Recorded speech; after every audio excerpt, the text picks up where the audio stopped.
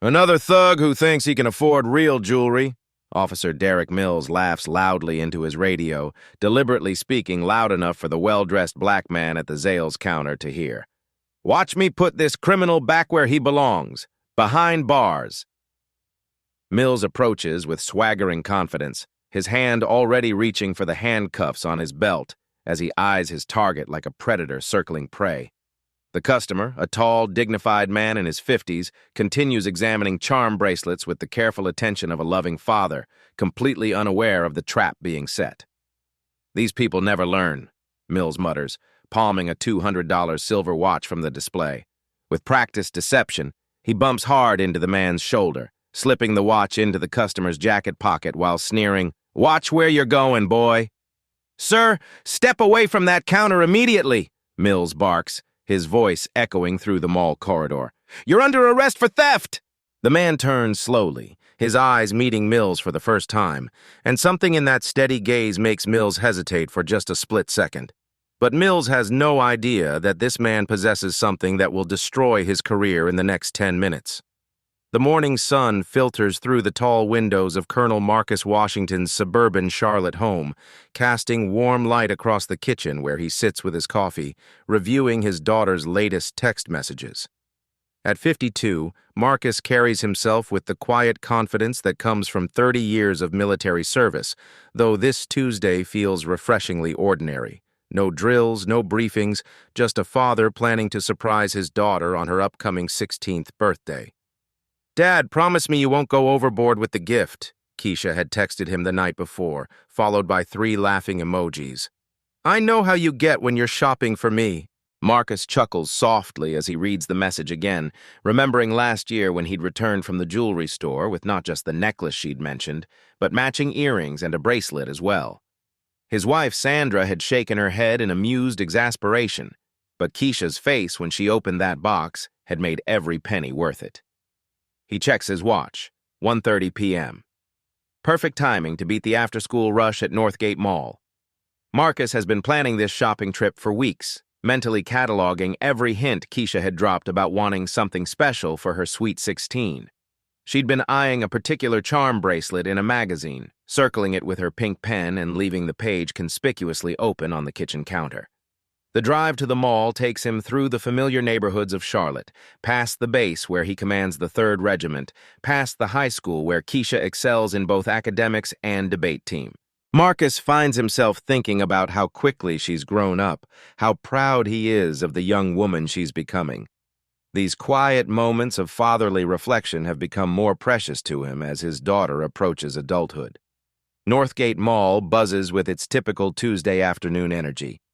Marcus parks near the main entrance, noting the mix of stay-at-home parents with strollers, teenagers killing time after school, and retirees using the mall for their daily exercise walks. The familiar hum of suburban commerce surrounds him as he enters through the automatic doors. Inside Zales, the jewelry store gleams under bright display lighting. Marcus approaches the charm bracelet section with the focused attention of a man on a mission. The store clerk, a young woman named Sarah Mitchell with kind eyes and a genuine smile, notices his serious expression. "Can I help you find something special today?" she asks. "My daughter's 16th birthday is coming up," Marcus explains, his voice carrying the warmth that always appears when he talks about Keisha. "She's been dropping hints about charm bracelets for months." Sarah's face lights up with understanding. "Oh, we have some beautiful options. Does she like silver or gold? And does she prefer delicate pieces or something with more presence?" As Marcus examines the various options, his phone buzzes with another message from Keisha. "Dad, seriously, don't spend too much. You already do way too much for me." The heart emoji makes him smile. Even as she's trying to rein in his spending, she's thinking about his feelings. He types back quickly, "Just picking up a few things. See you for dinner. Love you, kiddo." "She sounds like a thoughtful daughter," Sarah observes, having noticed his gentle smile while texting. "She is," Marcus agrees, his military bearing softening as he thinks about his girl. "Sometimes I think she worries more about taking care of me than I do about taking care of her." The conversation flows naturally as Sarah shows him different bracelet options. Marcus asks thoughtful questions about durability, about whether additional charms can be added later, about the craftsmanship of each piece. His approach to this purchase reflects the same methodical attention to detail that has served him well throughout his military career. Other customers in the store notice him without quite knowing why. There's something about Marcus's presence, the straight shoulders, the measured movements, the way he speaks with quiet authority but genuine kindness, that commands subtle respect. An elderly couple browsing engagement rings nods approvingly when they overhear him talking about his daughter. A young mother struggling with her toddler finds herself standing a little straighter when Marcus politely steps aside to give her more room at the counter. "This one," Marcus finally decides, pointing to a sterling silver bracelet with delicate scrollwork. "It's elegant, but not too formal. She can dress it up or down." "Excellent choice," Sarah agrees. "Would you like to see our charm selection? We have some beautiful initial charms, or maybe something that represents her interests." Marcus considers this, remembering Keisha's recent acceptance to the National Honor Society and her plans to study international relations in college. "Do you have anything that might represent achievement? Or maybe something with a globe or world theme?" As they discuss charm options, Marcus remains completely unaware that across the mall corridor, Officer Derek Mills has been watching him for the past 10 minutes. Mills stands near the radio shack, occasionally speaking into his radio with the practiced authority of someone who believes he's protecting the community from suspicious characters. "The subject appears to be causing expensive merchandise," Mills reports quietly, spending unusually long time examining high-value items, requesting backup to monitor the situation. The irony is lost on Mills that Marcus's careful consideration of the jewelry stems from the same attention to detail that has made him an exceptional military leader, the same methodical approach that has earned him 2 Bronze Stars and the respect of every soldier under his command. Marcus finalizes his purchase, accepting Sarah's offer to have the bracelet professionally gift-wrapped. As he waits, he checks his phone again and sees a photo Keisha has sent from school. She's wearing her debate team captain pin, grinning proudly with her teammates. The image reinforces his decision about the charm bracelet. She deserves something beautiful to mark this milestone in her life. "She'll love it," Sarah assures him as she hands over the elegant gift bag. "You can tell how much you care about her." Marcus thanks her warmly and turns to leave the store, his mission accomplished and his heart full of anticipation for his daughter's surprise. He moves through the mall with the same quiet confidence he's carried all day, nodding politely to other shoppers, completely absorbed in thoughts of Keisha's upcoming birthday celebration. He has no idea that his peaceful shopping trip is about to become a nightmare, or that Officer Mills is already positioning himself for what he believes will be an easy arrest. Officer Derek Mills adjusts his security uniform and speaks into his radio with the satisfied tone of a hunter who has spotted his prey. "Control, this is Mills. I've got eyes on a suspicious individual at Zales Jewelry. Black male, approximately 6 feet, well-dressed, but likely trying to blend in. He's been loitering at the expensive jewelry counter for over 15 minutes. Mills chuckles softly as he watches Marcus emerge from the store with a small gift bag. "These guys always think they're so smooth," he mutters to his partner, Officer Janet Torres, who's monitoring from the security office. "But I can spot a professional shoplifter from a mile away." What Mills sees as suspicious behavior is actually Marcus carefully reading a text from his daughter asking about dinner plans, but Mills has already constructed his narrative. In his 12 years as a police officer and 3 years working mall security, Mills has developed what he calls an instinct for troublemakers, though his arrest record shows a disturbing pattern of targeting black men in situations that rarely result in convictions. "Roger that, Mills," Torres responds through the radio. "Do you need backup?" Mills grins as he begins following Marcus from a distance, weaving through the Tuesday afternoon crowd of shoppers. "Not yet, but keep someone ready. I want to see what else this guy has planned." Marcus walks leisurely toward Bath and Body Works, where he hopes to find something nice for Sandra. Completely unaware of his shadow, he pauses to help an elderly white woman reach a bottle of lotion from a high shelf, steadying her gently as she stretches. "Such a gentleman." The woman thanks him warmly. "You remind me of my grandson. He's in the Army, too." "Air Force, actually, ma'am, but thank you," Marcus replies with a kind smile, though he doesn't mention his rank. Mills watches this interaction from behind a pillar, his radio crackling as he reports, "Subject is now making contact with potential victims. Classic distraction technique. He's definitely working the store." Mills actually laughs quietly at his own analysis, pleased with his detective work. These criminals think they're so clever, but they follow the same patterns every time. The irony of Mills's observation is completely lost on him. Marcus is indeed following a pattern, but it's the pattern of a devoted father and husband making thoughtful purchases for his family. Inside Bath & Body Works, Marcus examines various gift sets with the same careful attention he'd given to the jewelry. The sales associate, recognizing quality customer service when she sees it, approaches with genuine helpfulness. "Anniversary gift?" she asks, noting his thoughtful expression. "Just because," Marcus replies. "My wife works so hard and I wanted to surprise her with something nice." Mills positions himself near the store entrance, pretending to examine his phone while keeping Marcus in sight. He speaks quietly into his radio. "Subject is now attempting to establish alibis with store personnel. Textbook behavior for someone planning theft. I'm going to need that backup ready." His radio crackles with Torres's voice. "Mills, are you sure about this? He just looks like a regular customer to me on the cameras." Mills's laugh is louder this time, drawing glances from nearby shoppers. "That's exactly what they want you to think, Torres.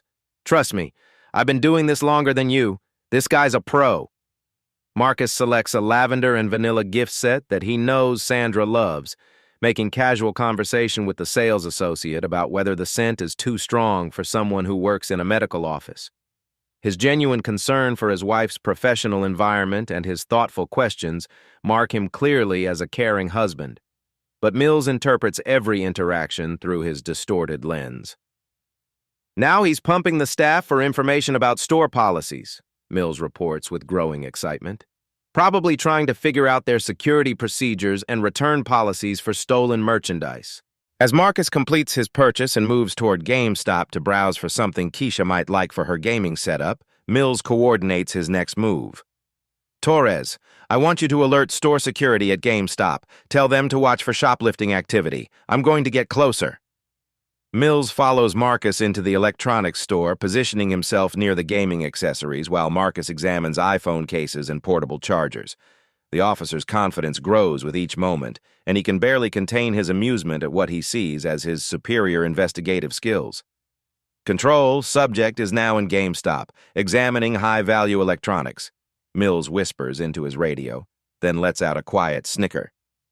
It's like watching a nature documentary about predators. They can't help but follow their instincts. Marcus picks up a phone case with a design Keisha would love. It features constellation patterns that remind him of her interest in astronomy. As he examines the price tag, Mills speaks louder into his radio, intentionally trying to rattle his target. "Dispatch, I'm going to need backup units standing by. The subject is displaying increasingly suspicious behavior around electronics merchandise."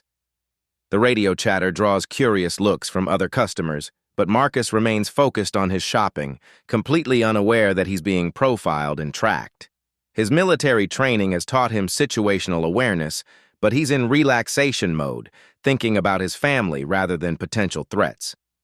Mills coordinates with store security, building his case with fictional observations.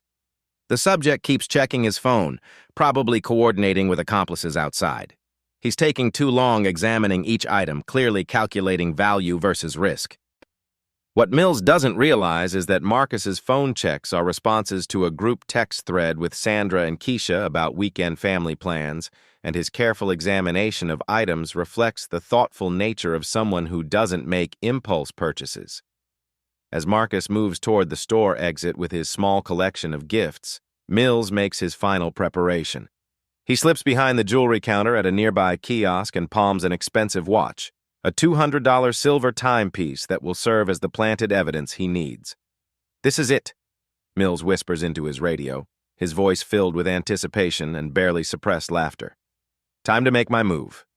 He follows Marcus toward the main corridor, the stolen watch burning in his pocket like a loaded weapon, his face already forming the triumphant smirk he'll wear when he makes his arrest. The main corridor of Northgate Mall buzzes with afternoon shoppers when Officer Mills makes his move, positioning himself directly in Marcus's path near the fountain area where foot traffic naturally converges.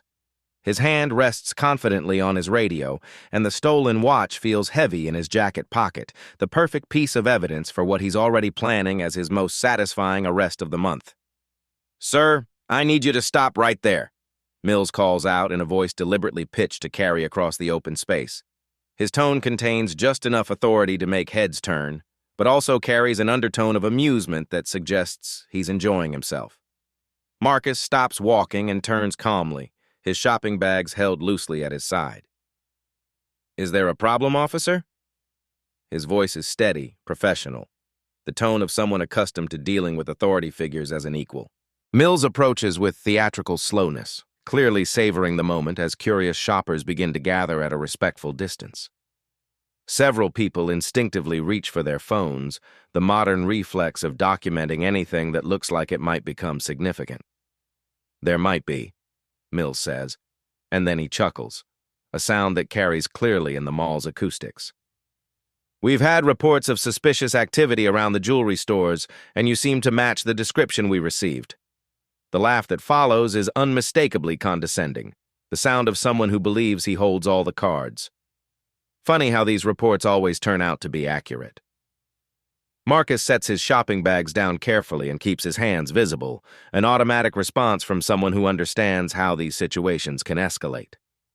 "I'm happy to cooperate, officer. I was just shopping for my family." "I'm sure you were," Mills replies, his grin widening as he gestures theatrically toward Marcus's bags. "Mind if I take a look at what you've purchased? Just standard procedure, you understand."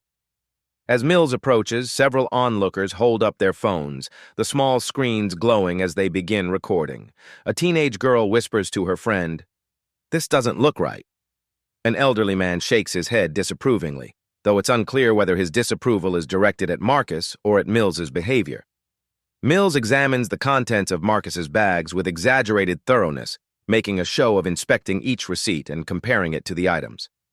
"Bath and Body Works, GameStop Zales," he reads aloud, his voice carrying a mocking tone.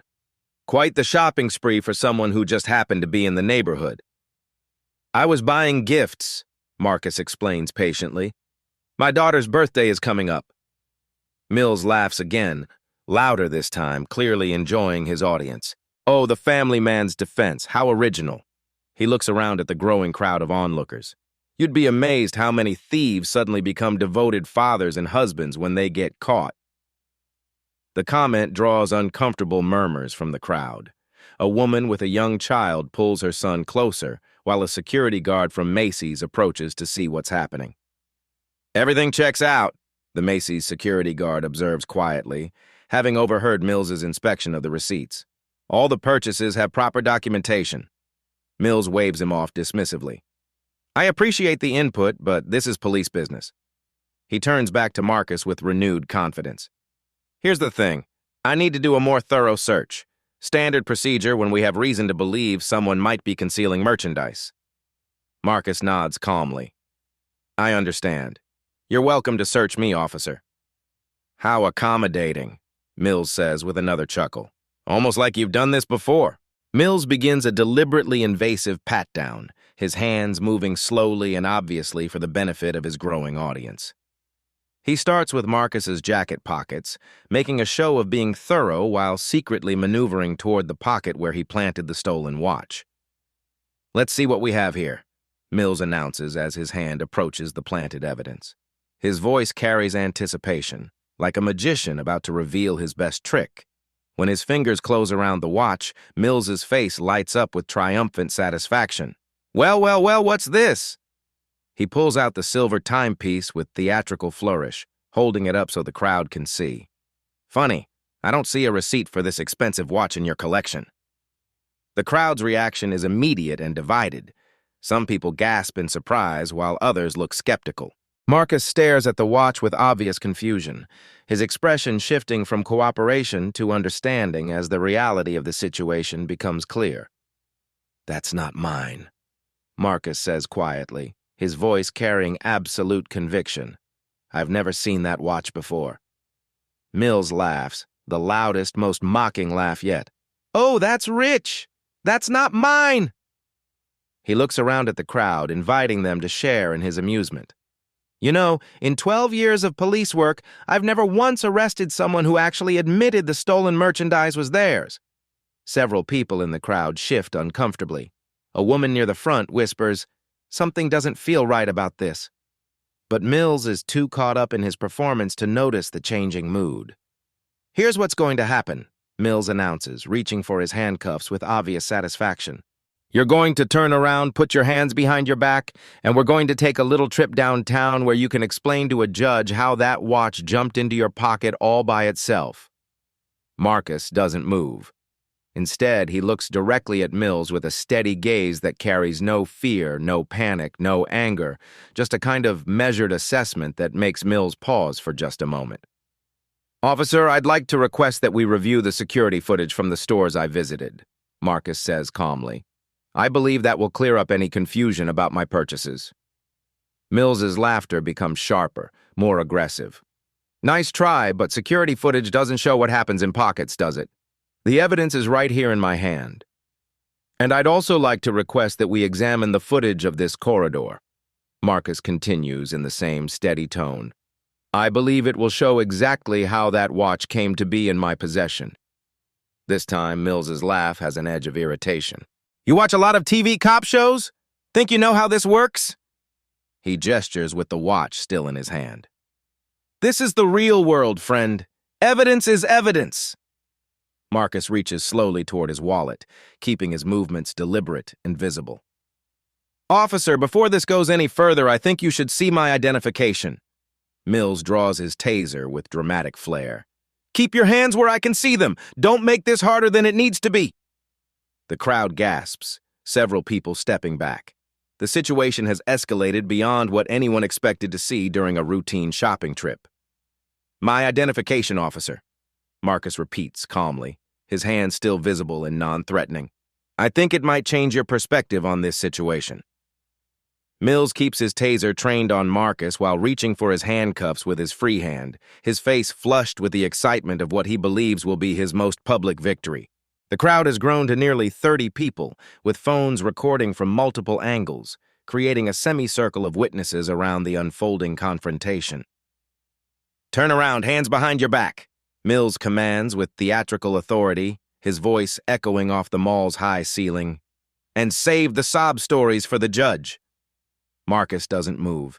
He stands perfectly still, his military bearing becoming more pronounced under pressure, shoulders square and spine straight. "Officer, I'm going to reach for my wallet very slowly. I believe my identification will resolve this situation." "I said don't move!" Mills shouts, stepping closer with the taser. The weapon's red laser dot dances across Marcus's chest as Mills's hand trembles slightly with adrenaline. "You think I'm playing games here?" Mills turns to address his audience, unable to resist playing to the crowd. "This is what happens when criminals think they're smarter than the law," he announces with a harsh laugh that reverberates through the mall corridor. "They always have some excuse, some story, some magic piece of paper that's going to save them." He pushes Marcus hard against the window of a nearby storefront, the impact loud enough to make several onlookers flinch and causing a small child to start crying. Marcus absorbs the shove without resistance, maintaining his composure even as the situation escalates beyond what anyone expected during a routine shopping trip. "You're making a mistake, officer," Marcus says quietly, his voice steady despite being physically manhandled in full view of dozens of witnesses. Mills laughs so loudly that it echoes throughout the corridor, bouncing off the high ceiling and glass storefronts. "The only mistake here is yours, boy." The racial slur hangs in the air like a physical slap, and the crowd's collective intake of breath is audible throughout the space. "You picked the wrong mall and the wrong cop to mess with today." The word boy draws immediate reactions from the diverse crowd. Several black shoppers exchange knowing, angry looks, while others pull out their phones if they haven't already begun recording. A white woman with teenage daughters shakes her head in disgust. "That's not right," she says loudly enough for Mills to hear, her voice carrying moral authority. Mills either doesn't notice or doesn't care about the shifting mood around him. He's too intoxicated by his own performance, too convinced of his righteousness to recognize that he's completely lost his audience and is now being viewed as the aggressor by most of the witnesses. "Let me guess," Mills continues, pressing Marcus harder against the glass window while laughing with increasing cruelty. "You're a good boy who just made one little mistake, right? You've got kids to feed? You're just trying to get by in this tough world?" His laughter becomes more vicious with each mocking word. "I've heard it all before from your kind."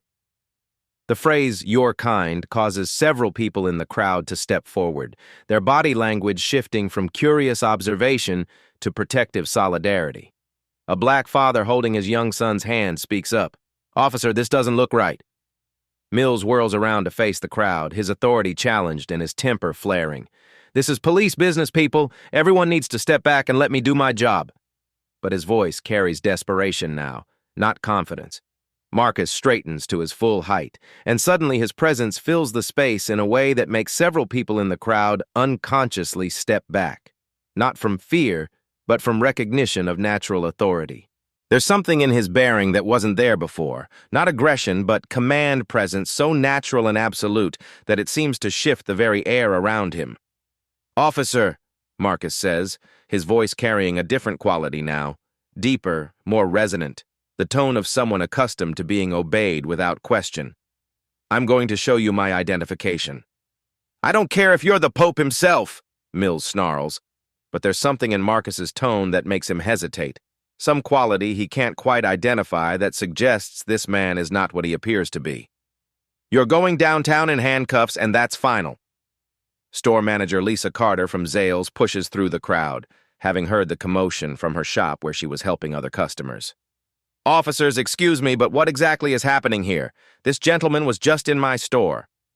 Mills spins toward her, irritated by the interruption to his performance.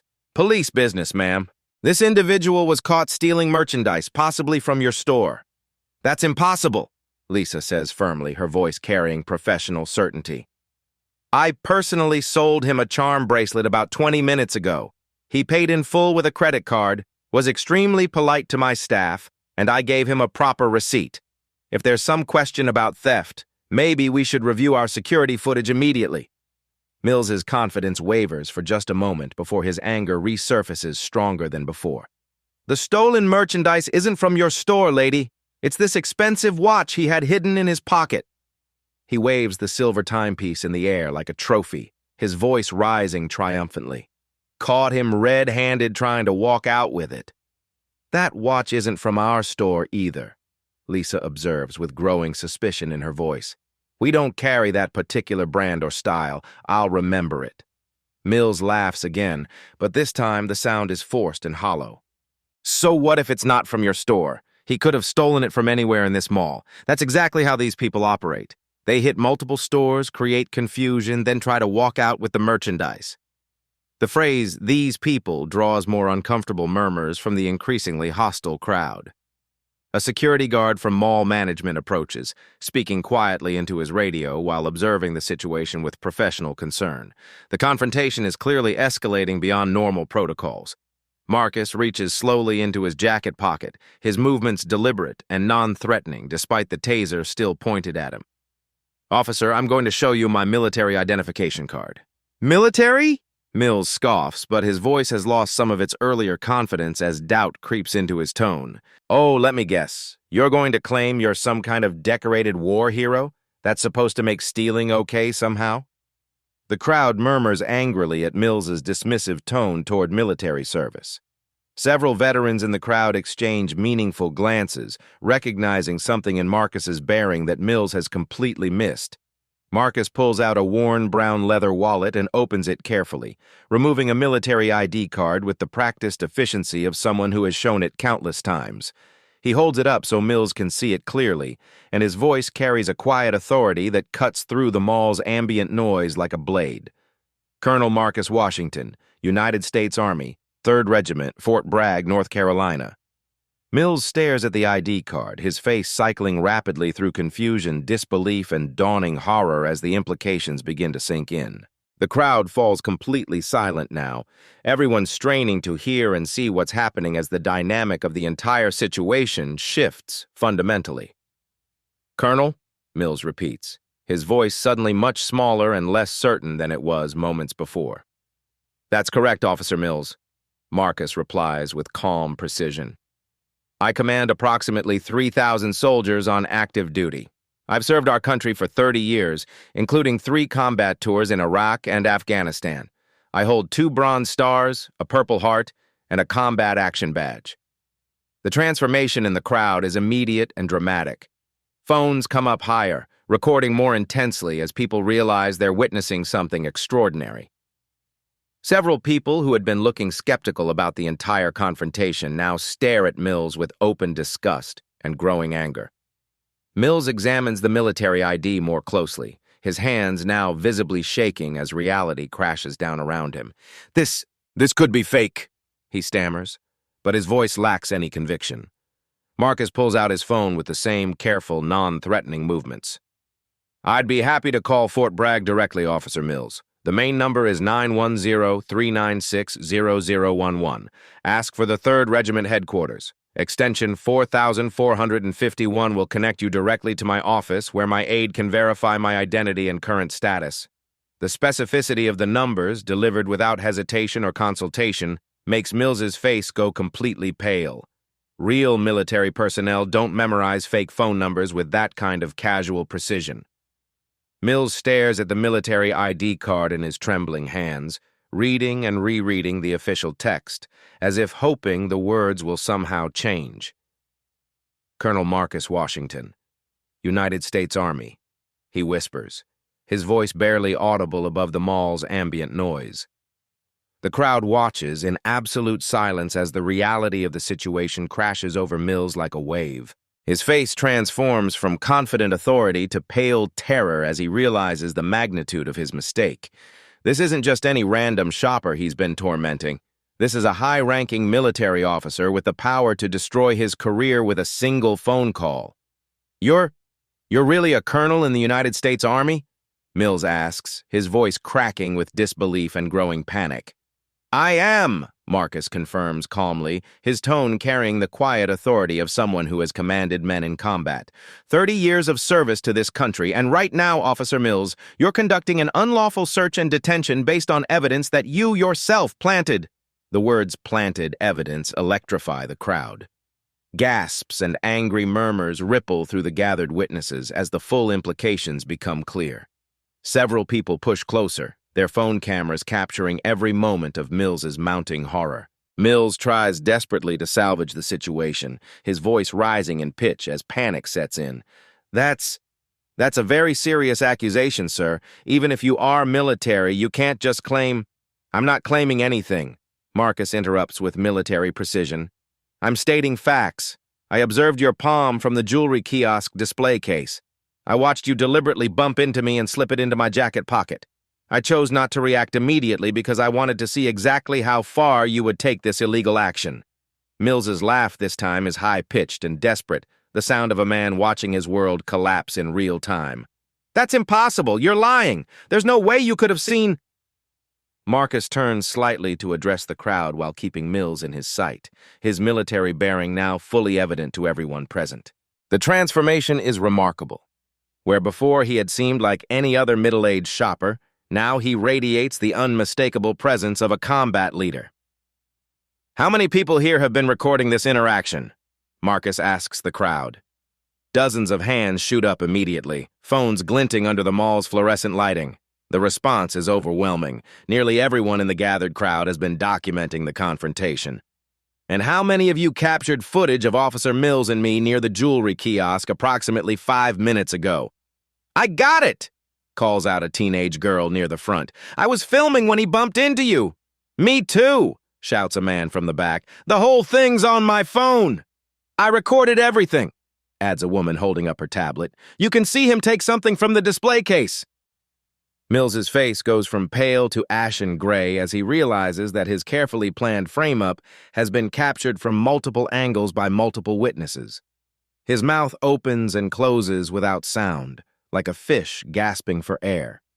Security guard Tommy Rodriguez approaches through the crowd, holding a tablet displaying the mall's security system. His expression is grim and professional as he addresses Marcus with obvious respect. Colonel, sir, Tommy says, his tone carrying the deference of someone who recognizes real authority when he sees it. We have complete video coverage of the entire incident from our security cameras. Tommy shows the tablet screen to Marcus first, then tilts it so the crowd can see the damning footage. The video is crystal clear, shot from multiple angles that capture every detail. Mills palming the watch from the jewelry kiosk, following Marcus through the corridor, deliberately bumping into him and slipping the stolen merchandise into Marcus's jacket pocket. The silence that follows is absolute and profound, 30 people holding their breath as undeniable truth plays out on the screen. The evidence is so clear, so unambiguous, that even Mills cannot deny what everyone is seeing. Mills stares at the tablet screen, his face cycling through denial, disbelief, and finally crushing realization. The stolen watch slips from his nerveless fingers and clatters to the mall floor, the sound echoing like a gavel in the sudden quiet. "Oh, God," Mills whispers, his voice barely audible.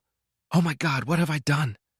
Marcus reaches down and picks up the watch, examining it calmly before handing it to Tommy Rodriguez. "This belongs to the jewelry kiosk near Radio Shack," he says matter-of-factly. "Officer Mills stole it approximately 10 minutes ago with the intention of planting it on me." The crowd erupts in angry voices. "That's criminal!" someone shouts. "He tried to frame a military officer," calls another. The mood has shifted completely. Where before there had been uncertainty, now there is clear moral outrage directed entirely at Mills. Mills looks around desperately at the hostile faces surrounding him, searching for any sympathy or support and finding none. His radio crackles with his supervisor's voice. "Mills, what's your status? We're getting multiple calls about an incident at your location." With shaking hands, Mills raises the radio to his mouth. "Control, there's been a situation here." "Mills, respond clearly. What's your status?" Mills looks at Marcus, who watches him with the patient expression of someone waiting for justice to take its course. The colonel's calm demeanor is perhaps the most unnerving aspect of the entire situation. He shows no anger, no vindictiveness, just professional assessment of a problem that needs to be resolved. "Control," Mills finally manages, his voice breaking completely. "I need a supervisor and internal affairs at Northgate Mall immediately. I've made a serious error." Marcus nods approvingly. "That's the first honest thing you've said since this began, Officer Mills." The crowd watches as Mills sinks onto a nearby bench, his head in his hands, the reality of his situation finally sinking in completely. His career, his reputation, his freedom, all destroyed by his own prejudice and corruption, captured in high definition by dozens of witnesses. Within minutes of the confrontation's conclusion, the first video hits social media. Teenager Ashley Martinez, who had been filming since Mills first approached Marcus, uploads her footage to TikTok with the caption, "Racist cop tries to frame black man at mall. Plot twist, he's a colonel. Hash justice hash. Military hash exposed." The video spreads with the speed that only genuine outrage can generate. Within the first hour, it accumulates 50,000 views, 15,000 shares, and hundreds of comments ranging from fury to celebration. Ashley's phone buzzes constantly with notifications as her video rockets through the algorithm, her follower count jumping from 800 to 15,000 in real time. Back at the mall, Marcus sits calmly on a bench near the fountain, his shopping bags beside him, while Mills remains slumped in defeat 20 feet away under the watchful eye of mall security. The crowd has thinned somewhat, but at least a dozen people remain, some continuing to record, others simply unwilling to leave until they see how this unprecedented situation resolves. Tommy Rodriguez approaches Marcus with professional courtesy. "Colonel, sir, your actions today, that was something else. The way you handled that situation with such composure under that kind of pressure." Marcus looks up from his phone, where he's been responding to concerned texts from his wife, Sandra, after she saw the early social media posts. 30 years in the military teaches you to stay calm under pressure, Tommy. Though I have to admit, this isn't exactly the kind of situation they prepare you for in officer training."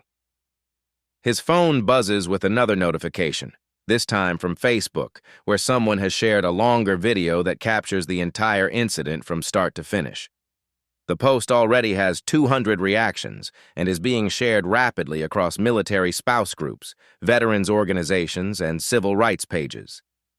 The comments section is exploding with outrage and support. Meanwhile, at the Charlotte-Mecklenburg Police Department, Sergeant Patricia Williams receives the first of what will become dozens of calls about the incident. "Ma'am, you need to see what's happening on social media," her desk sergeant reports, his voice tight with concern. "One of our officers is in some serious trouble. The videos are everywhere." Williams pulls up TikTok on her department tablet, her expression growing more grim with each passing second of the video. She watches Mills plant evidence, watches him humiliate a decorated military officer, watches the entire shameful display unfold in crystal-clear high definition. "Get me a supervisor to Northgate Mall immediately," she orders, "and contact Internal Affairs. We're going to need them on scene right now. This is a disaster." Back at the mall, local news reporter Janet Kim receives an urgent tip from her assignment editor about the viral videos. "Janet, drop whatever you're doing and get to Northgate Mall now. We've got a police corruption story that's blowing up online. Every major outlet is going to be there within the hour." Within 30 minutes, Janet's on scene with a camera crew, approaching Marcus with professional respect, while noting the continuing presence of onlookers recording everything with their phones. "Colonel Washington, I'm Janet Kim from Channel 9 News. Would you be willing to give us a brief statement about what happened here today?" Marcus considers for a moment, glancing at Mills, who hasn't moved from his position of defeated surrender. "I think it's important that people understand what occurred here. This wasn't just about me. It's about a pattern of behavior that needs to be addressed." As Janet sets up for the interview, her phone shows her the exploding social media metrics. The hashtag #JusticeForColonel has already been created and is gaining momentum by the minute. Military veterans across the country are sharing the videos with their own commentary, many expressing outrage that a decorated officer was treated with such blatant disrespect. "Colonel, can you walk us through what happened here today?" Janet asks as the camera rolls live for the evening newscast. Marcus's response is measured and professional. "I was shopping for my daughter's birthday when Officer Mills began following me through the mall. He then planted stolen merchandise in my jacket and attempted to arrest me for theft. The entire incident was captured on security cameras and by multiple witnesses with cell phones." "How do you feel about what happened to you today?" "Disappointed," Marcus replies without hesitation. "Not angry, disappointed. This officer's actions reflect poorly on the many good police officers who serve our communities with honor and integrity. My primary concern is that this appears to be part of a pattern of targeting innocent citizens based on racial profiling." The interview airs on the evening news, but by then, the story has already exploded far beyond local coverage. CNN picks up the story for their evening newscast, with anchor Anderson Cooper calling it a shocking example of police corruption caught on camera. Fox News runs a segment focusing on respect for military personnel and veterans. MSNBC emphasizes the racial profiling aspects and calls for police reform. On Twitter, the story generates thousands of tweets within hours, creating trending topics and sparking nationwide debate. At Veteran Advocate, a decorated colonel with 30-year service is treated like a common criminal. This is what systemic racism looks like in America. #JusticeForColonel at Military Spouse 47. My husband served 3 tours with Colonel Washington in Afghanistan. This man is a genuine hero who deserves respect, not harassment. Absolutely shameful. At Civil Rights Now, clear video evidence of police planting evidence on an innocent man. This is exactly why we need accountability and comprehensive reform. #Police Reform at Vets for Justice. If they'll do this to a colonel in broad daylight, imagine what happens to people without rank and cameras. #Systemic Change. But the response isn't universally supportive. The Charlotte Police Union releases a defensive statement. "We urge the public to withhold judgment until all facts are thoroughly reviewed through proper channels.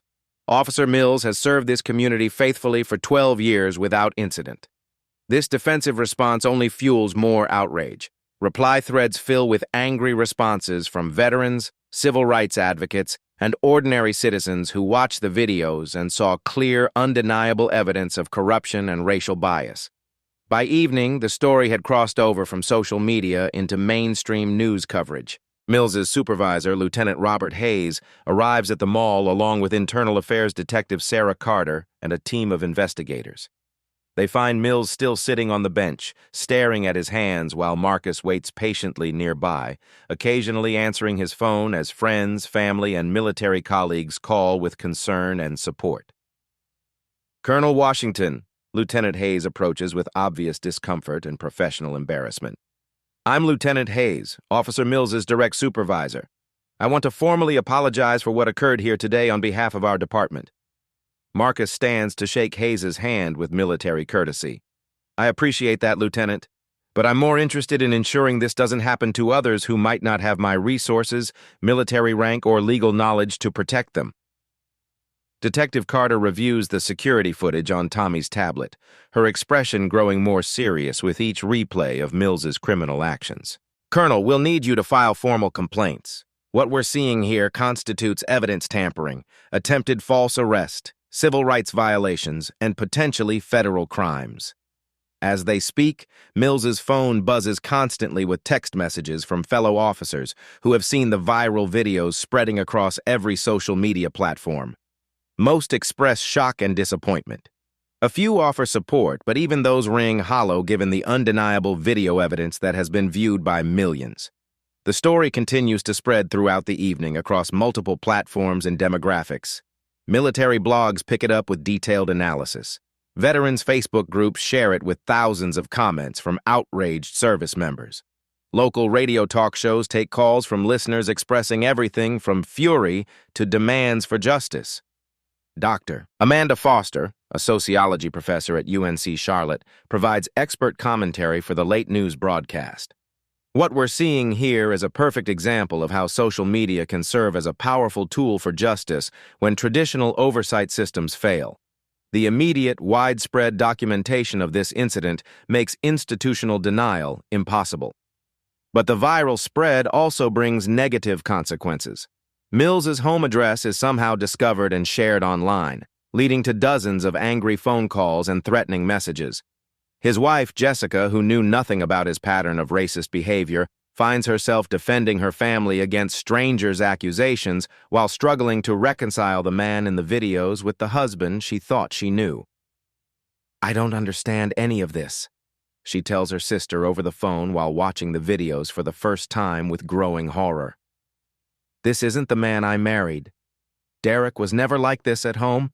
I would never have tolerated this behavior." Meanwhile, Marcus finally drives home to find his driveway filled with news vans from local and national outlets. Reporters call out questions as he walks to his front door, but he maintains his military bearing and dignity, offering only a brief, "I'll have more to say tomorrow." His daughter, Keisha, meets him at the door, her face filled with concern and unmistakable pride in her father's composure under pressure. "Dad, everyone at school is talking about what happened. My phone's been buzzing nonstop. Are you okay?" Marcus hugs his daughter tightly, feeling the weight of the day, but also the warmth of her support. "I'm fine, sweetheart. Sometimes standing up for what's right puts you in the spotlight, but that doesn't mean you stop doing what's right." Sandra Washington watches her husband with mixed emotions. Pride in how he handled an impossible situation with such grace, but growing concern about the intense media attention their family is now receiving. "The phone hasn't stopped ringing since the story broke," she tells him. "Military Times wants an exclusive interview. The NAACP called twice. Even some producers from 60 Minutes reached out about a feature story." As the evening progresses, the story evolves beyond simple viral content into a genuine national news event with political implications. The video evidence is so clear, so unambiguous, that it becomes impossible for anyone to defend Mills's actions without appearing complicit in corruption. The next morning arrives with unprecedented media attention focused on the Charlotte-Mecklenburg Police Department. Detective Sarah Carter from Internal Affairs sits across from Marcus in a sterile conference room at police headquarters, surrounded by case files, video evidence, and a growing sense that this incident represents something much larger than a single officer's misconduct. "Colonel Washington, thank you for coming in so early," Detective Carter begins, her laptop open to display the viral videos that have now been viewed over 5 million times across all platforms. "I need to warn you up front. What we've discovered in the past 12 hours suggests that Officer Mills's behavior yesterday wasn't an isolated incident. Marcus leans forward, his military bearing evident even in civilian clothes. I suspected as much, Detective. The efficiency with which he planted that evidence suggested significant practice and planning. Chen opens the first of several thick folders that line the conference table. We've been reviewing Mills's arrest records going back 3 years, cross-referencing them with complaints that were filed but never fully investigated. The pattern that's emerging is deeply troubling and suggests systematic abuse of power. She slides a document across the table with careful precision. Marcus Johnson, arrested 18 months ago for allegedly stealing cologne from Macy's at Eastland Mall. Charges dropped when security footage showed inconsistencies in Mills's report. Damon Williams, arrested 6 months ago for theft of electronics from Best Buy. Case dismissed when witnesses came forward contradicting Mills's testimony. Marcus studies the files with the analytical precision of someone trained to identify patterns, vulnerabilities, and systematic failures in complex operations.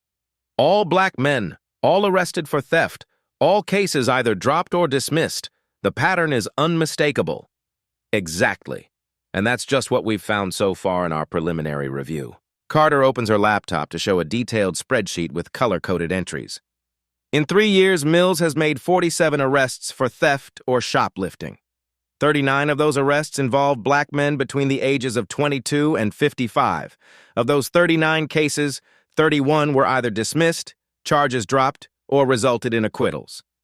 The statistics paint a clear picture of systematic abuse that makes Marcus's stomach tighten with controlled anger, not for himself, but for the men who didn't have his resources, military rank, or legal knowledge to fight back effectively against the system. Detective, do any of these previous victims know about each other's cases? Have they been able to connect their experiences? That's where this gets particularly interesting, Carter replies, pulling up social media screenshots and phone records.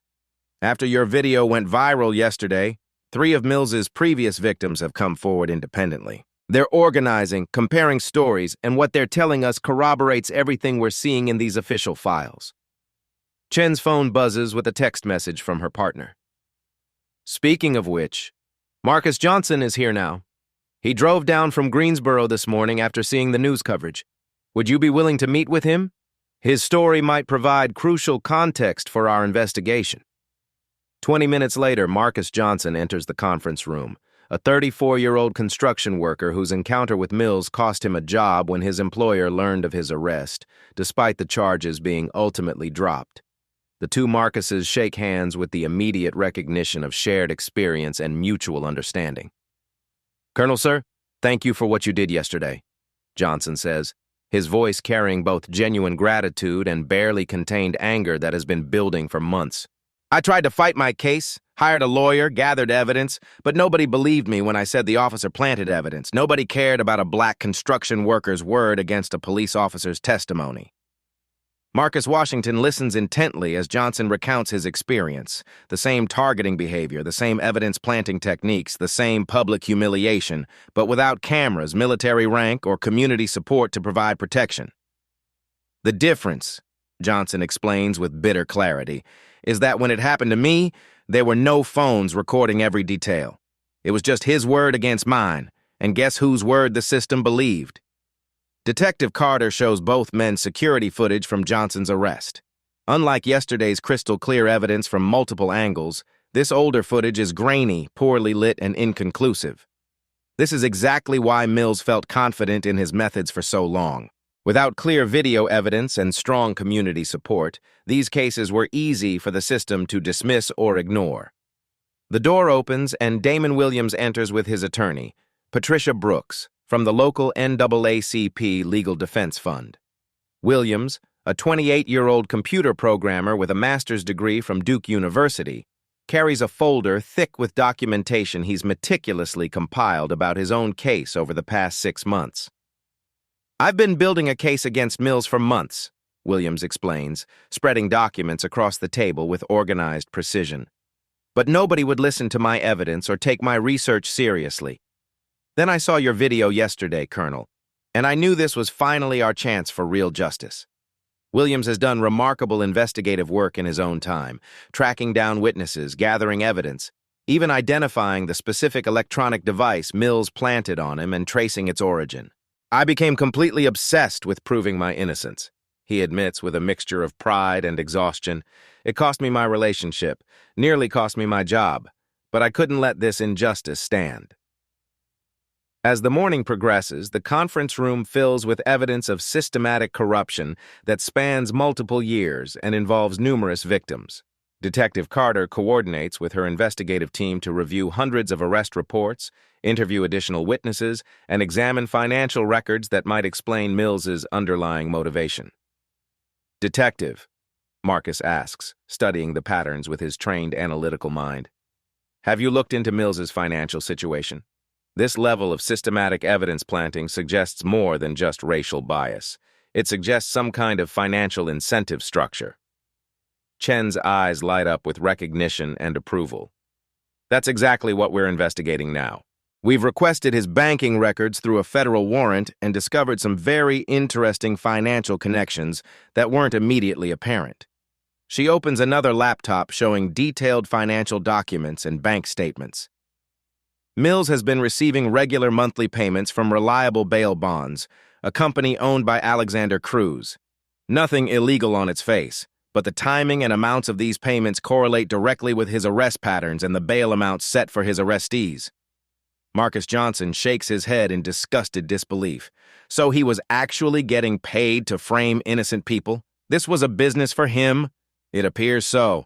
The more arrests Mills made, the more business Cruz's bail bond company received from family members trying to get their loved ones out of jail. We're looking at what appears to be a sophisticated kickback scheme where Mills was essentially paid commission to manufacture crimes and create customers. Damon Williams produces his own research, several folders of meticulously organized documents. I tracked down other victims through court records and social media. There are at least 12 men who fit the exact same pattern, but most were too scared, too ashamed, or too financially strapped to come forward. Until now. Detective Carter's radio crackles with an urgent update from her field team. Detective, we've got Alexander Cruz in custody at his bail bond office. He's asking to make a deal before we even finish reading his rights. The investigation gains serious momentum throughout the afternoon as new evidence and witnesses emerge. Cruz, faced with federal charges for conspiracy, fraud, and civil rights violations, provides detailed recorded testimony about his arrangement with Mills. The bail bondsman explains how the scheme worked with business-like precision. Mills would target black men in shopping areas, plant evidence, make arrests, and Cruz would profit from the bail bond business while sharing a percentage with Mills. It was supposed to be completely foolproof, Cruz admits during his recorded confession, his voice flat and unemotional. Mills said nobody ever questions a police officer's word, especially when it's against young black men without resources. We never thought anyone would have the military rank, legal knowledge, and community support to fight back effectively. By evening, Detective Carter has compiled a comprehensive case file that reads like an instruction manual for systematic police corruption. The criminal scheme involved not just Mills and Cruz, but also 3 other officers who provided backup support and filed corroborating reports for the fraudulent arrests.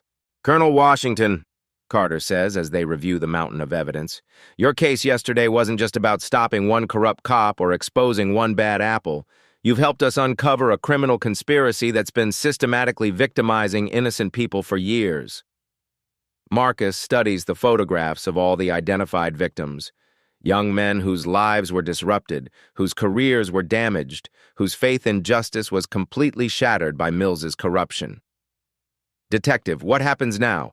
How do we ensure these men receive justice and compensation for what they've endured? Federal authorities are taking over the investigation as of tomorrow morning, Carter explains.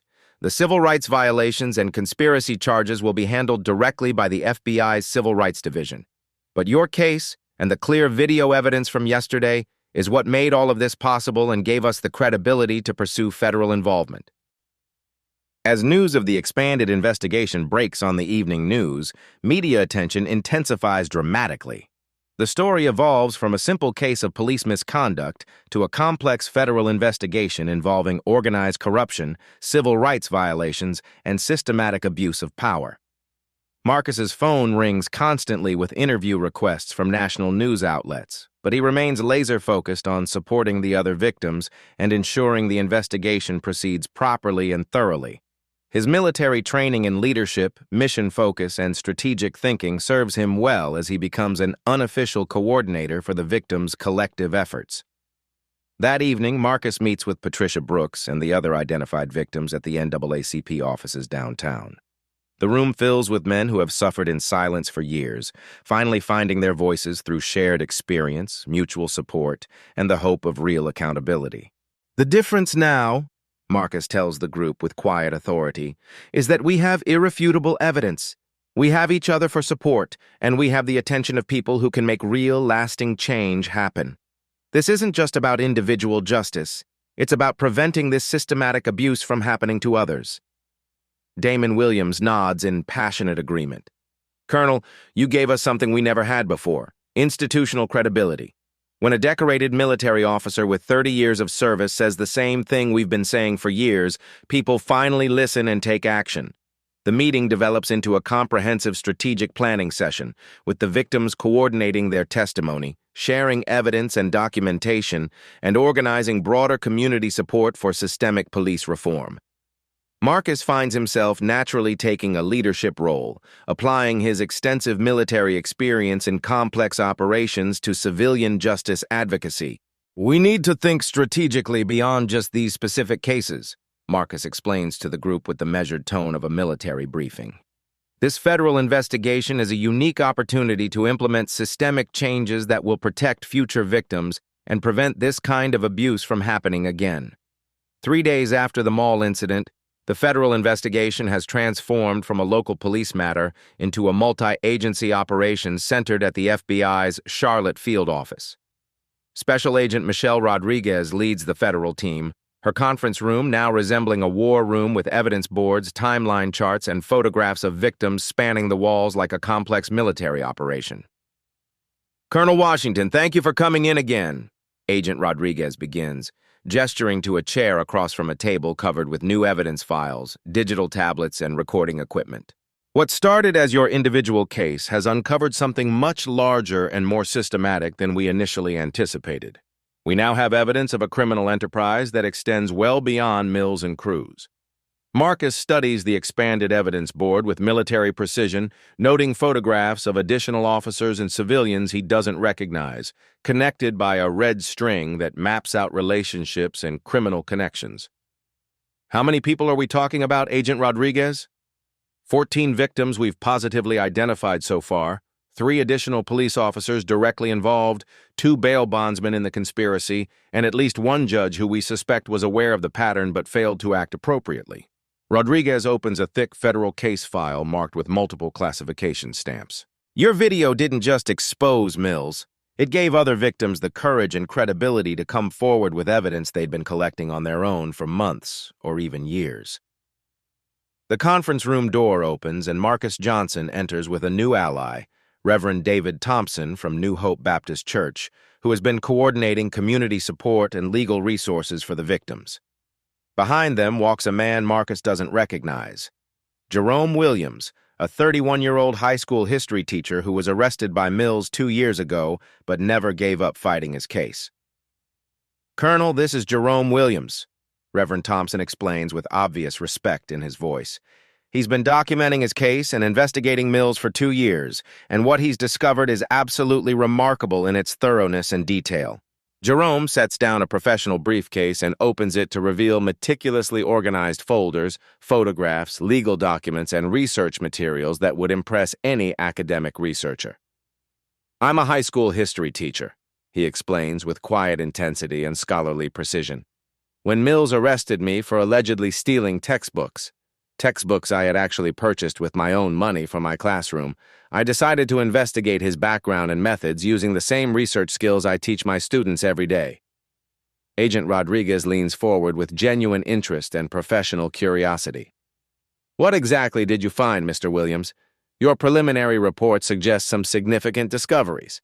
Jerome pulls out a detailed timeline he's constructed using professional research methods, complete with dates, locations, and cross-reference documentation. Mills doesn't work alone, and this isn't random targeting. There's a specific calculated pattern to his victim selection that suggests careful coordination and advanced planning.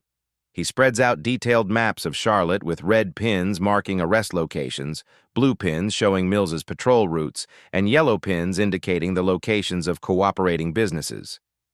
Look at this geographic distribution pattern. Mills focuses on 3 specific malls and 2 shopping districts, always during shift rotations when his direct supervisor, Lieutenant Hayes, is off-duty or unavailable. Marcus studies the map with the analytical precision of a military strategist examining enemy positions. That's not coincidence or opportunistic behavior. That's deliberate operational planning with specific timing and target selection. Exactly, Jerome continues, producing more documentation including spreadsheets, photographs, and witness statements. I also discovered that Mills has been filing false overtime reports for the hours he spends conducting these illegal operations. He's been paid overtime compensation by the city for time actually spent committing crimes against innocent citizens. Agent Rodriguez's phone buzzes with an urgent message that requires immediate attention. Jerome, this is extraordinary investigative work that rivals professional law enforcement analysis. We're going to need all of this evidence officially documented for the federal case. She reads her phone with growing excitement. And speaking of breakthrough evidence, we just got a major development. Judge Patricia Morrison has agreed to cooperate fully with our investigation. The room falls completely silent as the implications of judicial cooperation sink in among all the participants. Judge Morrison has been on the bench for 15 years and has handled literally hundreds of cases involving Mills's arrests, giving her unique insight into patterns that individual defendants couldn't see. Judge Morrison reviewed her official records and personal notes after seeing your video, Colonel, Rodriguez explains with obvious satisfaction. She identified 17 specific cases where she suspected Mills was providing false testimony, but felt she couldn't act decisively without concrete evidence to challenge police testimony. Jerome nods knowingly, his academic training evident in his analytical response. I tried to bring my concerns and research to Judge Morrison during my own case, but the legal system doesn't provide mechanisms for defendants to directly challenge officer testimony without overwhelming proof. Marcus Johnson speaks up with frustrated understanding. So she knew something was systematically wrong but couldn't do anything about it within the existing legal framework? That's exactly the systemic problem we're dealing with, Rodriguez confirms grimly. Individual judges, prosecutors, and even honest police officers suspected Mills was corrupt and lying under oath, but the legal system is specifically designed to protect and privilege officer testimony unless there's overwhelming contradictory evidence.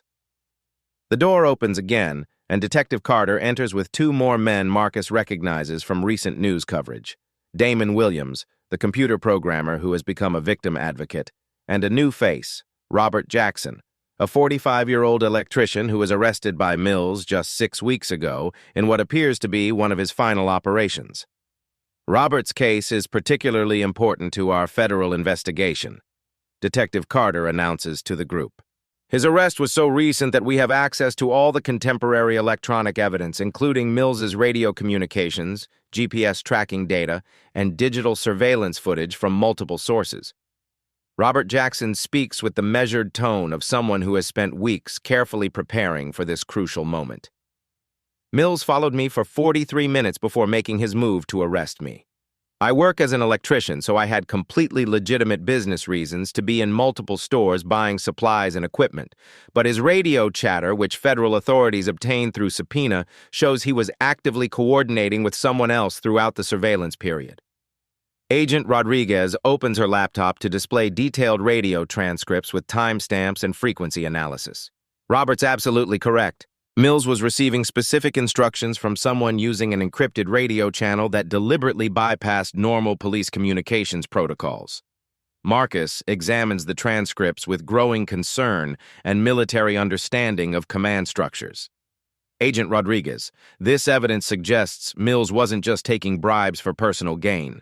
He was actually taking direct orders from a superior. Someone else was directing and coordinating his operations. That's our current working theory based on all available evidence, Rodriguez confirms. And we believe we've identified who that controlling person is. She displays a photograph of a well-dressed man in his 60s with silver hair and an expensive suit. Vincent DeMarco, former police lieutenant with 25 years of service, currently working as a security consultant for several major retail chains throughout North Carolina.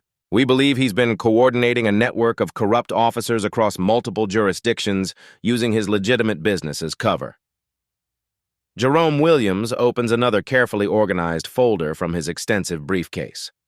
I've been tracking similar arrest patterns in 3 other North Carolina cities using public records and social media research. The methods are virtually identical, but different officers are involved in each location.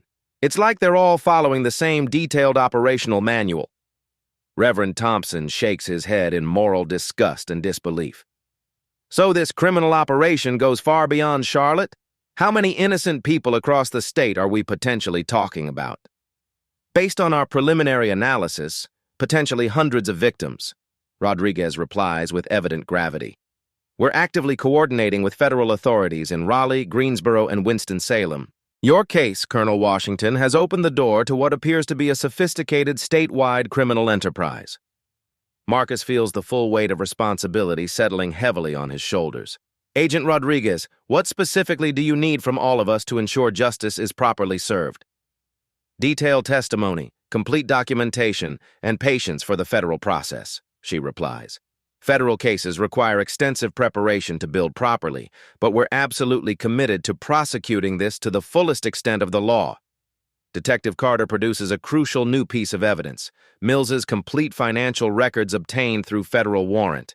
Mills has received over $50,000 in documented payments from various sources over the past 3 years. Cruz's bail bond company was apparently just one revenue stream in a larger financial network. Robert Jackson studies the financial documents with growing anger. Look at these payment dates. Every single payment corresponds exactly to a week when multiple arrests were made. He was literally being paid a commission per arrest, like a salesman.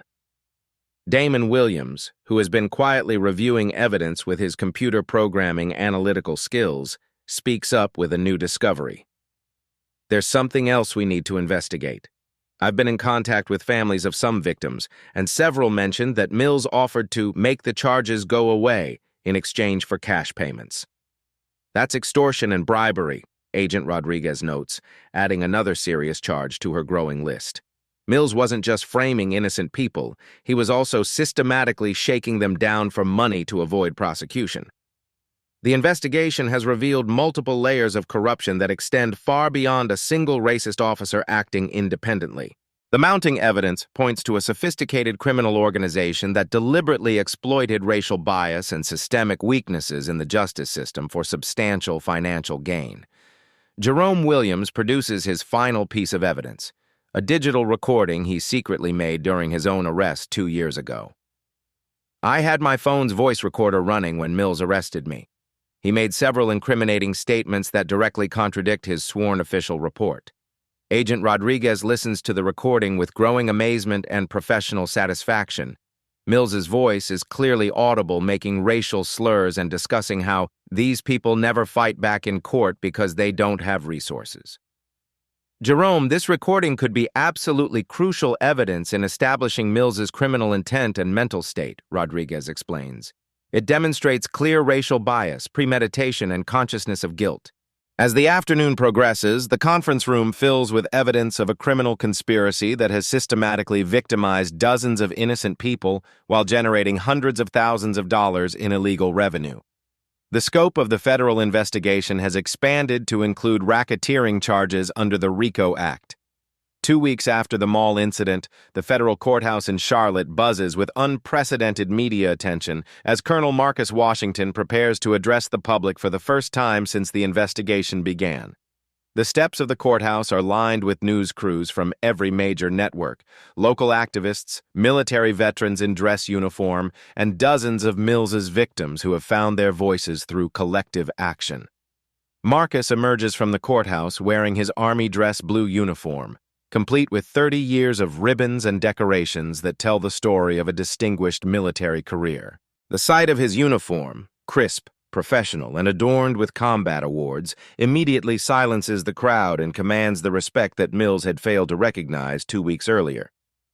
Ladies and gentlemen, Marcus begins, his voice carrying the authoritative tone of someone accustomed to addressing large groups under pressure. I want to thank you all for being here today as we seek justice not just for individual victims, but for the integrity of our legal system itself. The crowd of over 200 people includes not just media and activists, but families affected by Mills's crimes, fellow military officers showing support, and community members who have followed the story since the viral videos first appeared. Several people hold signs reading "Justice for Colonel Washington" and "End Police Corruption." 2 weeks ago, I went shopping for my daughter's birthday gift. Marcus continues, his calm demeanor contrasting sharply with the emotional weight of his words. What happened to me that day was not an isolated incident of one bad officer making poor choices. What happened was the result of a systematic criminal enterprise that has been victimizing innocent people for years. Behind Marcus, on the courthouse steps, stand 14 of Mills's confirmed victims: Marcus Johnson, Damon Williams, Jerome Williams, Robert Jackson, and 10 others who have found the courage to come forward since the investigation began. Their presence represents a powerful visual testimony to the scope of Mills's crimes. Agent Rodriguez approaches the microphone as Marcus steps aside. Based on our federal investigation, we are announcing today the indictment of 12 individuals in what we're calling Operation False Evidence. This includes not just Officer Mills, but 3 other police officers, 2 bail bondsmen, 1 court clerk, and 5 civilians who participated in this criminal conspiracy. The crowd reacts with murmurs of satisfaction and some applause as the scope of the criminal network becomes clear. Jerome Williams, the history teacher whose research helped crack the case, nods approvingly as his months of investigation are finally vindicated. The charges include conspiracy, civil rights violations, racketeering under the RICO Act, extortion, fraud, and corruption, Rodriguez continues.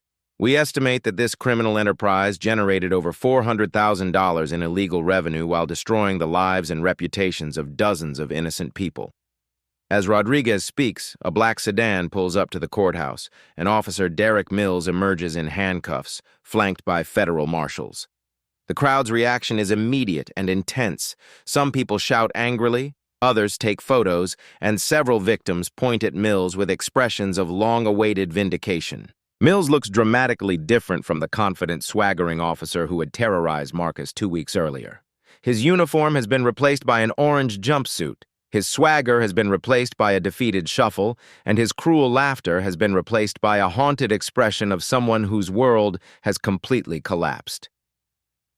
Marcus watches Mills's arrival with the steady composure that has characterized his handling of this entire situation.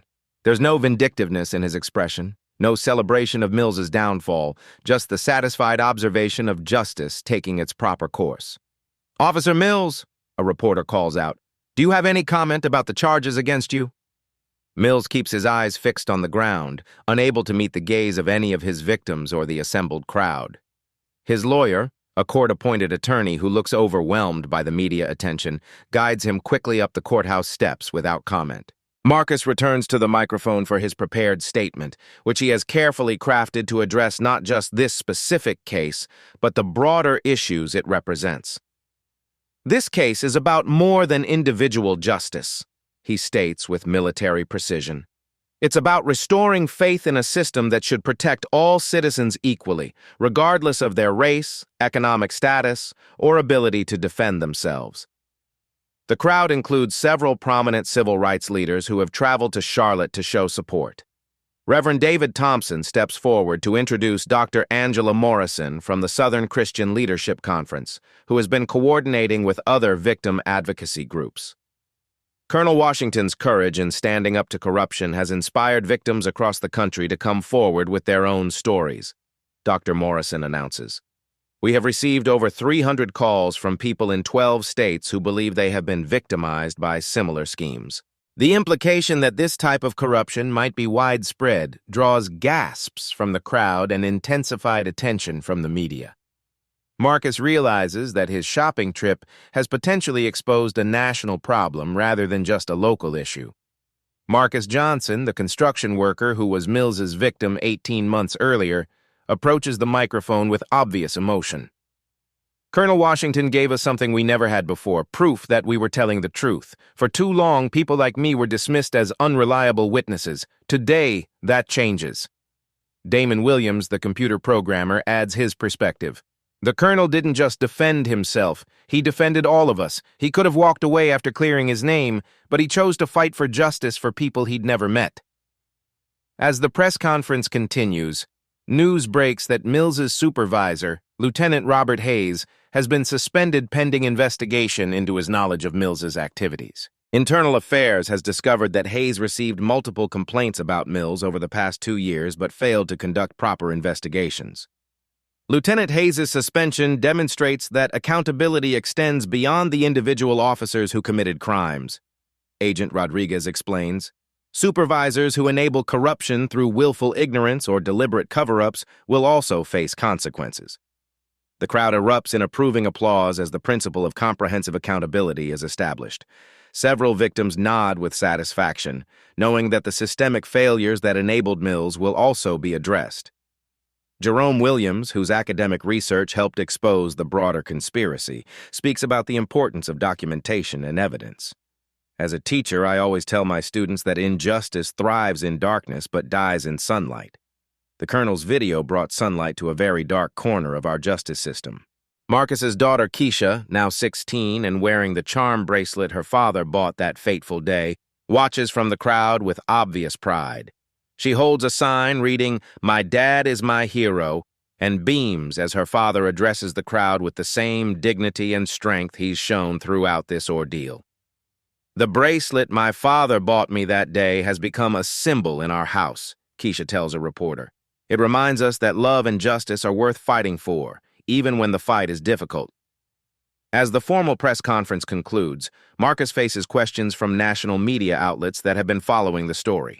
CNN, Fox News, MSNBC, and major newspapers have all sent representatives to cover what has become a national story about police corruption and military valor.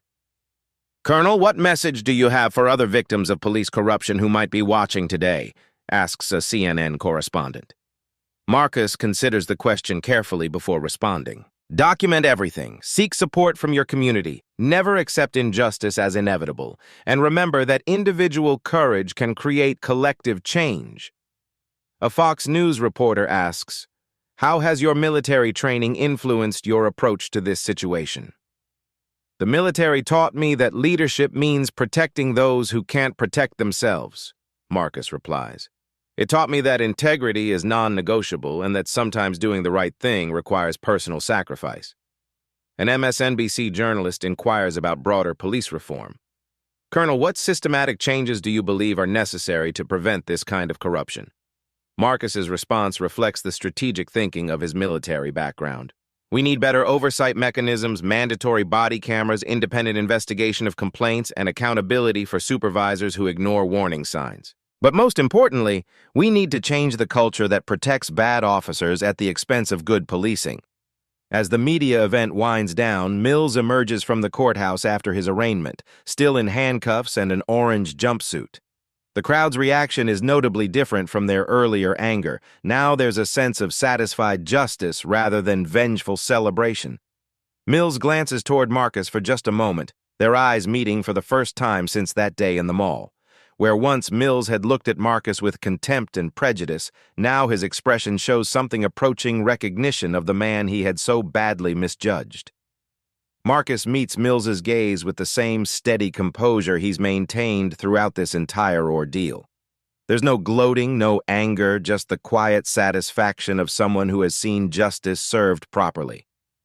As Mills is loaded into the federal transport vehicle, Marcus turns to address the victims one final time.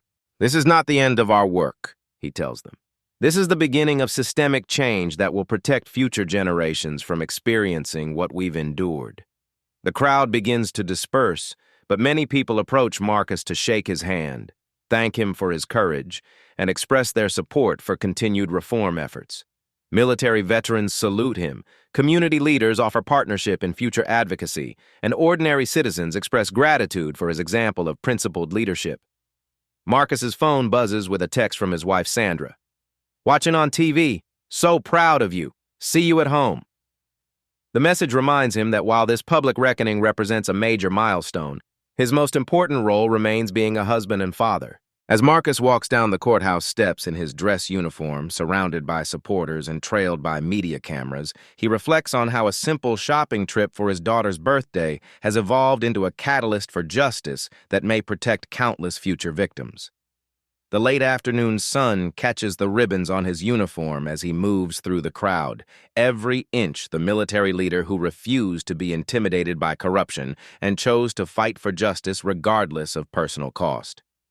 6 months after the viral video that changed everything, Colonel Marcus Washington returns to Northgate Mall on a crisp Saturday afternoon in March. The familiar fluorescent lighting and polished floors look exactly the same, but everything else has fundamentally changed. Security cameras are more visible now, positioned to eliminate blind spots. New signs posted throughout the mall advertise bias training for all security personnel and emphasize the facility's commitment to equal treatment of all customers. Marcus walks through the main corridor toward Zales, passing the exact spot where Mills had planted evidence and attempted to destroy his reputation. A small memorial plaque has been installed by the fountain, reading, "In recognition of all victims of injustice who found the courage to seek truth." The plaque was funded by donations from community members who followed the case. At the jewelry counter where this journey began, Marcus finds Sarah Mitchell still working as a sales associate, though she's been promoted to assistant manager in recognition of her integrity during the investigation. Her face lights up with genuine warmth when she recognizes him. "Colonel Washington, it's so good to see you again," Sarah says, coming around the counter to shake his hand. "How's Keisha? Did she love the charm bracelet?" Marcus smiles, pulling out his phone to show Sarah recent photos of his daughter wearing the bracelet at her high school graduation ceremony. "She treasures it. Every time she looks at it, she's reminded that fighting for justice is worth whatever price you have to pay." The conversation draws attention from other customers and mall employees who recognize Marcus from the extensive media coverage. But unlike 6 months ago, the attention is respectful, appreciative. People approach to thank him rather than to gawk or judge. Tommy Rodriguez, the security guard who showed crucial footage that day, approaches with obvious respect. "Colonel, sir, I wanted you to know that your case changed everything here. We have new training protocols, better oversight, and a zero-tolerance policy for any form of discrimination." Marcus nods approvingly. "That's exactly what we hoped would happen, Tommy. Individual justice was never the goal. Systemic change was." Near the GameStop where Mills had stalked him months earlier, Marcus encounters an elderly black woman with her teenage grandson. She recognizes him immediately and approaches with tears in her eyes. "Colonel, you don't know me, but I wanted to thank you," she says, her voice trembling with emotion. "My grandson was arrested by that same officer 2 years ago. We never had the resources to fight it, and everyone told us to just accept it and move on. Your courage gave us hope that justice was still possible." Her grandson, a high school senior with college acceptance letters, adds his perspective. "Sir, what you did showed me that even when the system seems rigged against you, individuals can still make a difference. That's why I'm studying criminal justice in college, to be part of the solution." Marcus spends several minutes talking with them about the ongoing reforms, the federal monitoring of the Charlotte Police Department, and the scholarship fund that has been established for young people affected by police corruption. Their conversation represents the ripple effects of accountability that extend far beyond the immediate case. Walking past the area where Mills was arrested, Marcus notices a young black father shopping with his 2 small children. The man moves confidently through the mall, his children laughing and playing without the wariness that Marcus had observed in similar families before the reforms. The simple sight of a family shopping without fear represents the kind of progress that makes all the struggle worthwhile. Marcus's phone buzzes with a text from Damon Williams, the computer programmer who has become a leading advocate for police reform. "Colonel, federal monitoring report shows 73% reduction in questionable arrests in Charlotte. The changes are working." Another message comes from Jerome Williams, the history teacher whose research helped crack the case. "Teaching a unit on your case in my civics class. Students are inspired by how one person's courage can create systemic change. These updates remind Marcus that the impact of that confrontation continues to expand in ways he never anticipated. The federal investigation ultimately led to convictions of 14 people, implementation of police reforms in 4 states, and the creation of new oversight mechanisms that are being studied by law enforcement agencies nationwide. At the mall's main entrance, Marcus encounters Patricia Brooks, the NAACP attorney who coordinated legal support for all the victims. She's here for a meeting about the victim compensation fund that was established using assets seized from the criminal conspiracy. "Marcus, I'm glad I ran into you," Patricia says. "The compensation fund is ready to make its final distributions. Every victim will receive full restitution plus additional compensation for the trauma they endured. More importantly than money," Patricia explains, "the legal precedent established by the federal case has strengthened civil rights protections and made it easier for future victims to seek justice. Law schools are teaching the case as an example of how individual courage can catalyze systemic reform." As Marcus prepares to leave the mall, he stops at the customer service desk to thank the management for implementing meaningful changes rather than just cosmetic reforms. The mall director, Jennifer Walsh, personally comes out to speak with him. "Colonel, your case forced us to examine our own policies and training," Walsh admits. "We discovered gaps we never knew existed. The changes we've made have created a safer, more welcoming environment for everyone." Walking through the parking lot where Mills once prowled for victims, Marcus reflects on the unexpected journey that began with a simple shopping trip. His daughter's charm bracelet, intended as a birthday gift, became a symbol of justice and courage that has inspired people across the country. His phone rings with a call from General Patterson at Fort Bragg. "Marcus, I wanted to give you an update. The Secretary of Defense is considering your case for inclusion in military leadership training curricula. Your demonstration of Army values in civilian circumstances exemplifies the kind of principled leadership we want to develop in all our officers. The recognition is gratifying, but Marcus knows the real measure of success isn't awards or commendations. It's the measurable reduction in police misconduct, the increased confidence of minority communities in law enforcement, and the knowledge that future victims will have better protection and recourse." Driving home, Marcus passes the courthouse where Mills was sentenced to 5 years in federal prison. Mills's conviction on federal civil rights charges ensured he can never work in law enforcement again. More importantly, the deterrent effect of his prosecution has led to increased reporting of police misconduct and better accountability mechanisms. At home, Marcus finds Keisha studying for her college entrance exams while wearing the charm bracelet that started everything. She looks up from her books with the proud smile that has sustained him through the most difficult moments of this journey. "Dad, I've been thinking about my college application essay," she says. "I want to write about how my father taught me that ordinary people can do extraordinary things when they refuse to accept injustice." Marcus hugs his daughter, knowing that the most important outcome of this entire experience isn't justice for past victims. It's inspiration for future leaders who will continue the work of creating a more just society. Looking at the charm bracelet on Keisha's wrist, Marcus reflects that sometimes the most meaningful gifts aren't the ones you intend to give, but the ones that emerge from doing what's right when it's difficult. The story that began with laughter and humiliation has ended with dignity and hope, exactly as it should be. 6 months later, the changes continue to ripple outward across the country.